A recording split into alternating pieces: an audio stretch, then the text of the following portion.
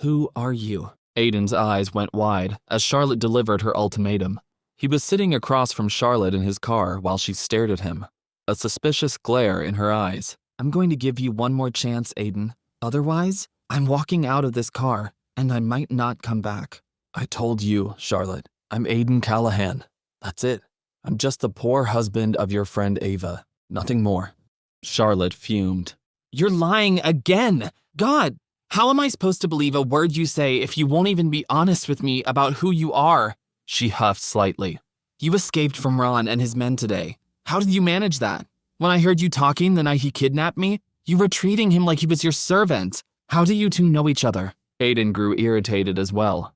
And where's all this coming from, huh, Charlotte? Maybe the reason you're so suspicious of others is because you're the one who's really lying. Charlotte hissed. What? Yeah.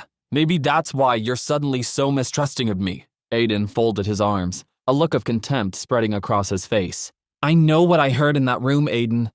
She placed her hand on his shoulder. Tell me who you are, Aiden. Tell me who you really are. Aiden's mind was spinning. I wish I could tell her the truth, but I can't. If I don't, she might never speak to me again. But it's a chance I have to take. It's too dangerous. I have to keep lying to her, even if it hurts her. He turned to face her, staring into her eyes. I don't know how many more times I have to tell you this, Charlotte. I'm nobody. When will you believe me? How do you know Cyrus then, Charlotte pivoted. At least tell me the truth about that. At first, Ava told me it seemed like you two had never met before. Suddenly, it seems like you're together all the time. What's that about? I told you, Charlotte. My father used to work as a driver for Cyrus. He's like an old family friend. That's all. We lost touch when I was sent to the orphanage, and we recently found each other again. Charlotte tapped her fingers against the door of the car, debating whether or not to leave. And speaking of families, yes?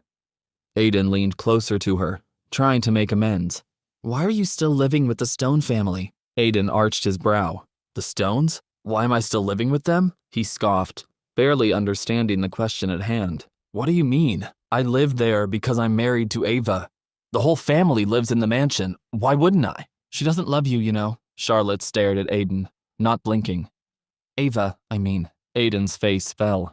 How could you say that to me? Charlotte scoffed. How could I say that to you? Maybe I can say it to you because it's the truth. She assumed a sarcastic air. You remember the truth, don't you, Aiden? Okay, enough of this. Aiden angrily slammed his hands on the steering wheel. We can't keep going back and forth like this. Charlotte leaned back in her seat, frustrated. You're right. I'm sorry, I don't know what came over me. Aiden glanced at her. What do you say we drop it for now and try to go back to being friends? She smiled at him, relenting slightly. Deal. Aiden smiled back. Deal. They playfully shook hands, lingering ever so slightly. Aiden pulled away. Should I drive you home? Yeah. Let's get out of here. Aiden drove Charlotte home, leaving the party and the night behind. A few days later, Derek spent the day calling everyone he could think of, trying to raise enough money to buy back his shares from the Tiger Group. He dialed Craig, hoping for one last Hail Mary to make up the difference. Craig answered. Hello? Craig, it's me. Derek. Craig rolled his eyes. Derek, what is it now? Well, Derek was sweating. He wiped some beads of sweat from his brow as he spoke. You remember how, a few days ago, you agreed to fund about 60% of my buyback on my shares from the Tiger Group? Craig raised an eyebrow. Yes. Well, Derek gulped. I think I might need to ask for a little more. A little more? Craig laughed, tossing his head back. I can't possibly give you any more. 60% is already more than generous for a sinking company. In fact, I'd say it's downright idiotic of me to even bother helping you. I only gave you that money out of the chance you might be able to pay back that high interest. For the sake of curiosity, how much more are we talking about here? Derek sighed. Double. Double? Craig laughed again. Oh, Derek, you must have really stepped in it this time. Derek pleaded. Please, Craig, I'm begging you. I need help. If this goes south for me, I don't know what I'll do. I'll end up on the streets. Craig scoffed. Yeah, that's really not my problem, Derek. I'll still front you the 60%, but the rest, you're going to have to figure out on your own. Goodbye. Without saying another word, Craig hung up on Derek. Derek looked around his apartment. It seemed like bills were beginning to pile up everywhere. He wiped more sweat from his brow. Then, Vanessa entered, letting herself in through the front door. Derek looked up, surprised to see Vanessa. What are you doing here? I used your spare key to come pick up some stuff, but it's the weekend. Vanessa sat down beside him. Why are you sitting home alone? No reason. Derek stared at the floor, avoiding meeting Vanessa's gaze. Vanessa shook her head. Frankly, I find that a little hard to believe, Derek. He moved away from her, staring out the window. Well, you better start believing it. Vanessa paced. So, you start ignoring my calls. We haven't hung out in like 2 weeks. And now I find you sitting at home alone on a Saturday? And you tell me it's for no reason?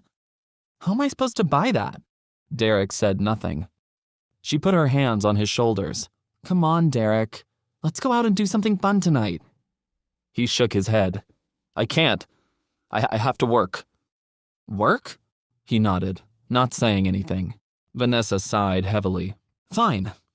We'll go out some other time. She stormed into the bedroom, gathering some of her things while Derek sulked. Then, Derek's eyes suddenly widened. An idea occurred to him. He picked up his phone and started dialing. Across town, Dominic Grayson sat at his desk, carefully studying the blurry picture of the tiger he had acquired. He glared menacingly, barely breathing. Excuse me, sir. A secretary entered Dominic's office. He looked up. Yes? There's a Mr. Derek Klein here to see you. Dominic smirked. Yes, send him in. The secretary nodded, vanishing for a moment. She reappeared a few moments later with Derek in tow, showing him into the office. Derek took a seat across from Dominic, trembling as he spoke. It's a pleasure to meet you, Mr. Grayson, Derek stammered. I've heard so much about you. Dominic raised his hands. Please, Mr. Klein. There's no need for formalities. Dominic sneered, a vicious look in his eye. Now, I understand you might be in some financial trouble. Derek froze. Yes. Dominic chuckled. Well, I think I can help you out with that. Meanwhile, Aiden headed into the Sapphire Club for a meal. As he entered, he noticed that he was being followed. A familiar voice called out, Boss? Can we talk? It was Ron. Aiden turned around, beckoning to him. Sure. Come on in.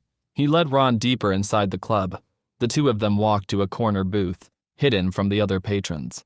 What did you want to talk about, Ron? Ron started stammering. I came to apologize for the other evening. I had no idea that Shane had hired us to attack you. Sometimes, to keep money coming in, Tiger Group members will take merc jobs. But if I had known what this job was, I never would have taken it. Aiden raised his hand. Ron, it's okay. You played your part perfectly. I don't think Shane or any members of the Stone family figured out who I was. Ron snickered. Well, they were a bit more focused on the fact that their son was getting beaten to a pulp. Aiden smirked. You did well, Ron. You did well. Ron's eyes suddenly lowered to the ground. Aiden furrowed his brow. Ron, is there something else? He nodded. Before you came back and took control of the Tiger Group, I'd been working some odd jobs for Shane for some time. Okay.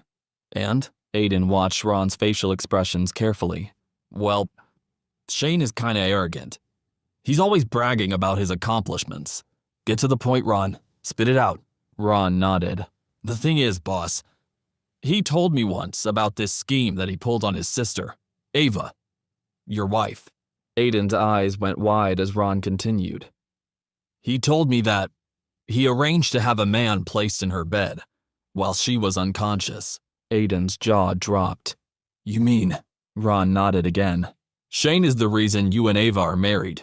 What will Aiden do now that he's learned that Shane put him in Ava's bed? Will he tell Ava? Will Derek align himself with Dominic to save his company from the tiger? Wait, that's not the end. You've just had a free taste. Now get the full story on the Pocket FM app, link in description. Check out our next video and playlist, and don't forget to like, share, and subscribe.